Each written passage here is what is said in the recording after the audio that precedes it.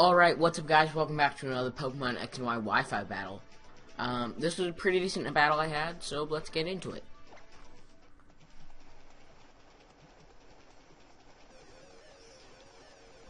Alright, so, I'm going to be leading off with my Frostlass as he leads out with his Gatorade or his Rotom.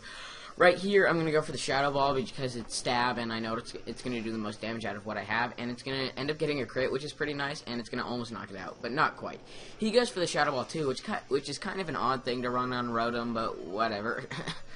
Alright, there we go. My special defense is going to fall, and he's going to switch out because he doesn't want to risk taking another one and dying. So he's going to go out into his Mandibuzz, and right here, of course I go for the Shadow Ball again because I knew it would have knocked it out.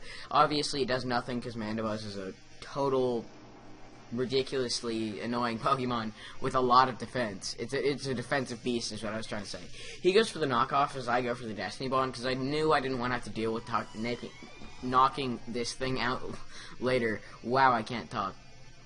There we go, and the Mandibuzz is going to go down. Okay, so now I'm going to switch into, well, a new Pokemon I have, and that is my Gourgeist, aptly named Emo, because it totally looks like an emo with its hair hanging over its eyes and such. He's going to go for the Icicle Crash, and it's going to end up doing about 3/4-ish, but I have a Citrus Berry on this thing, because there's a strategy to it, but you'll see that eventually, probably. Anyways, I'm going to go for the Will-O-Wisp this turn, and I'm going to miss because I'm really lucky. That was one thing that could have affected this battle greatly if I'd hit that Will-O-Wisp. Anyways, this turn, I'm going to switch into my Medicham, and here's the other thing that could have affected this battle greatly. I'm going to Mega Evolve right here, and I'm going to end up going for the high jump kick. I forgot that this thing carries Ice Shard for whatever reason, and I decided to go for the high jump kick rather than the Bullet Punch, which was a huge mistake on my part because you'll see why in a little bit. Anyways, right now I'm going to go into my Miltank because I know that I can set up on this thing. It really can't touch me, especially because even if it goes for an Earthquake, that's not going to do too much. Plus, I can start setting up curses and then start milk drinking if it does too much damage to me. So it's really not that big of a threat to my Miltank. So right here, he's going to withdraw his Mamoswine because he realizes what's happening, and he's going to go back out into Gatorade. And it never occurred to me to go for a Body Slam right here because, well, you'll see what happens. Alright, so he's going to go for the Will-O-Wisp, and even if I wanted to go for a Body Slam, it really wouldn't have mattered because he would have gone for the Will-O-Wisp anyways. So here I do end up going for the Body Slam, and it's going to knock out his Rotom, but I still got burned, which is really not good for me because that means that I just lost all the attack boosts I have, plus he's getting residual damage off, which really isn't very good. He's going to go into his Toxicroak, and he's going to go for the Drain Punch. It's really not going to do very much because it's essentially like a neutral hit, because I have my stat boosts. I'm just going to go for an Earthquake right here because I know that I can easily take this thing out, and if it ends up getting a crit, which wouldn't surprise me because my luck really isn't that great, if he ends up getting a crit, that wouldn't be good for me because then I'd end up dying. So that's why I knocked it out rather than just setting up another curse. Anyways, here he's going to go out into his Talonflame, and he's going to go for the Brave Bird. I knew he was going to go for the Brave Bird because that's pretty much the only move you even use on Talonflame. And right here, I'm going to go for the Milk Drink because I know that it's going to knock me down to a point where if he goes for another one, he's going to kill me next turn. So I'm not going to risk going for the curse or anything. This turn, okay, wait for the battle to catch up. This turn, wow, or that. Okay, this turn, I'm going to go for the curse because I want to be able to take his Brave Birds better, and I want to be able to have an actual attack boost rather than just being at neutral attack stat. Plus, then I can get my defense up for more Brave Birds. He goes for the Sword Stance, which really isn't very good for me because that means he's going to be doing a lot more than he was last turn. So, really not the greatest situation, but I don't know. It'll smooth itself out, hopefully.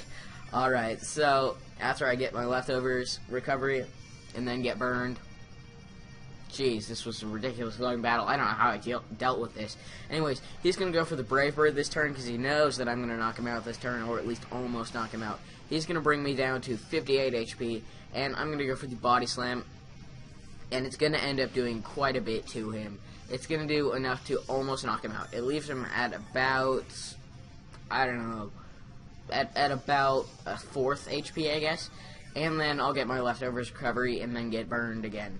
So this turn I know he's going to knock me out with the Brave Bird, so I decide to stay in because I want him to get as much recoil damage as possible and hopefully kill himself with recoil. But it's really unlikely considering I only had 58 and he still had about a 4th left.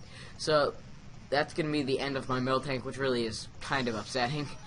And there we go. He's going to get the leftovers recovery again, and I'm going to switch out into my Heliolist because obviously he can't go for a Brave Bird, and if he does, that's not the greatest idea. I'm going to end up going for the Thunderbolt, and this is another thing. If I had just gone for the Surf, which would have been a really good idea, I don't know why I didn't go for the Surf. If I had gone for the Surf, I would have knocked him down to his, well, you'll see what happens.